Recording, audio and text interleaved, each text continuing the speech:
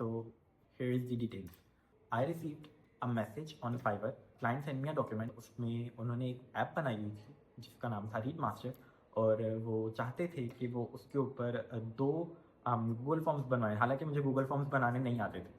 So I accepted that order. यहाँ पे tip ये है कि आपको कोई भी ऑर्डर आए, आपने उसको रिजेक्ट नहीं करना, आपने उसको हर सूरत में एक्सेप्ट करना है। इससे क्या होगा, एक तो आपकी प्रोफाइल बूस्ट होगी, आपको पैसे मिलेंगे, तीसरा आप एक न्यू स्किल सीख जाओगे। मुझे गूगल फॉर्म्स बनाने नहीं आते थे, but still I accepted that order और मैंने गूगल फॉर्म्स बनाना सीख लिया।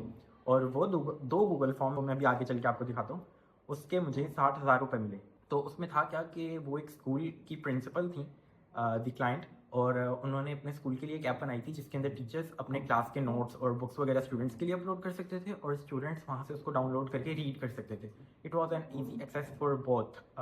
उन्होंने वो लॉन्च भी करती थी अपने स्कूल में, और उनको उसके ऊपर एक सर्वे करवाना था कि टीचर्स का उस ऐप के बारे में क्या रिव्यू है, उन्होंने उसको यूज़ किया और उनका क्या एक्सपीरियंस रहा है। On the other hand students का क्या रिव्यू रहा है। उन्होंने मुझे एक डॉक्यूमेंट शेयर किया था। दिस वॉज द डॉक्यूमेंट जिसके अंदर ऐप का नाम है, ऐप के थोड़े से ऑब्जेक्टिव्स थे और थोड़ी सी समरी डिटेल्स इसकी बताई हुई थी। तो मैंने क्या किया कि मैंने ये डॉक्यूमेंट एज इट इज उठा के ChatGPT पे अपलोड किया, और उसको अपलोड करके मैंने ChatGPT को बताया कि मुझे इसके ऊपर सर्वे करना है, तो मुझे 2 क्वेश्चन बना के दो जिसमें मैक्सिमम तुम 1 से 10 तक क्वेश्चन डालो, और 2 पीपल्स के लिए बनानी, मीन्स टीचर्स के लिए अलग और स्टूडेंट्स के लिए अलग। सो ChatGPT गिव मी 20 क्वेश्चन। तो मैंने उन क्वेश्चन को गूगल फॉर्म्स के ऊपर गया, लेकिन मैंने गूगल फॉर्म्स को एक्सप्लोर नहीं किया था। तो उससे पहले मैं यूट्यूब पे गया, मैंने वहाँ पे जाके देखा कि गूगल फॉर्म्स कैसे बनते हैं और वो क्या होते हैं।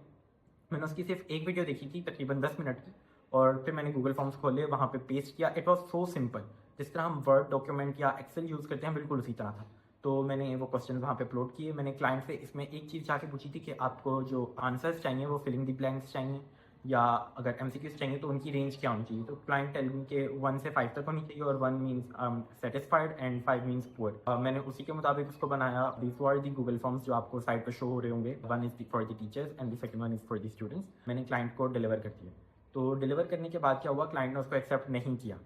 तो तकरीबन 7 दिन की डिलीवरी थी उस ऑर्डर में। वो एक कस्टम ऑर्डर मैंने बना के दिया था उनको, और मैंने ऑर्डर तकरीबन उनको दूसरे दिन ही बना के दे दिया था, जबकि काम बहुत ईजी था। मैं खुद इसको थोड़ा डिले करा था। इसकी भी एक ट्रिक होती है, आपने क्लाइंट को फ़ौरन ऑर्डर नहीं दे देना होता, आपने थोड़ा सा टाइम लेके फिर उसको ऑर्डर देना होता। तो मैंने सेकंड डे पे उसको ऑर्डर डिलीवर कर दिया था, but she still didn't accepted that. तो मुझे यही था कि कहीं रिजेक्ट ना कर दे, और मेरा काम भी गया। चलो जितनी भी मेहनत थी तो सही ना, तो वो रिजेक्ट हो जाती।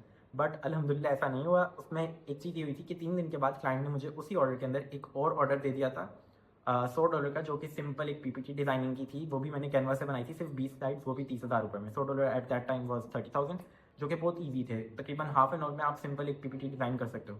सो this was the order and my experience. So thank you so much for watching. Bye bye.